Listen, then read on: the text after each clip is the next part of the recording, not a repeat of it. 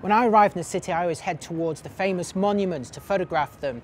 And in this video, I'm going to show you two different approaches that I use. A big, wide establishing shot to show you where it is in the city itself, and then a closer one to check out some finer details. And because the light levels are falling here, it's becoming nighttime and the lights are coming on, I'll also give you some tips on being able to hold your camera and your phone very, very steadily and avoid camera shake.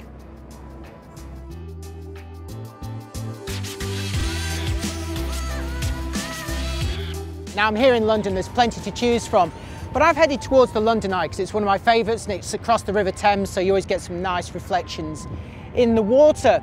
I'm going to use a couple of different approaches to photograph it, but the first thing to note is that the light levels are falling here. It is at a dusky time of day, and I know that I'm not going to be able to hold this camera very, very steadily, so I'm going to balance it very carefully on this railing. I'm always looking out for a railing to balance cameras and phones on to avoid camera shake. Obviously hold it very, very carefully so you don't drop it into the water because you're not going to be going after it.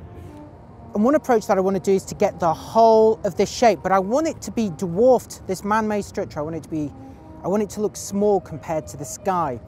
So I'm photographing this at sunset in the hopes that I'm going to get some interesting looking clouds. I'm going to angle the camera, I'm going to angle the phone upwards so that I really dominate the frame with the sky. Zoom in just a little bit because I prefer the framing there.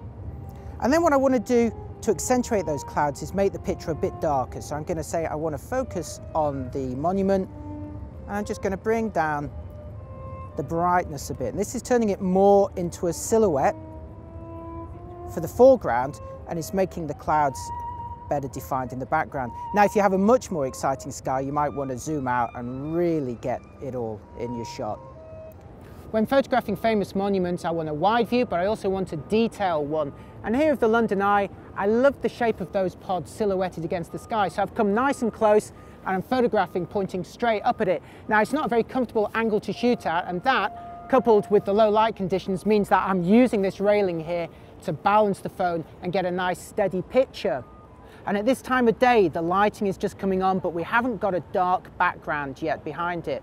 It's a really nice contrast between light and dark and accentuating those colours. I've chosen a very low angle here pointing up, and I've decided to go for a kind of diagonal composition across the frame, thinking about posting this as a square picture on Instagram. So I want this structure to kind of cut across the frame diagonally.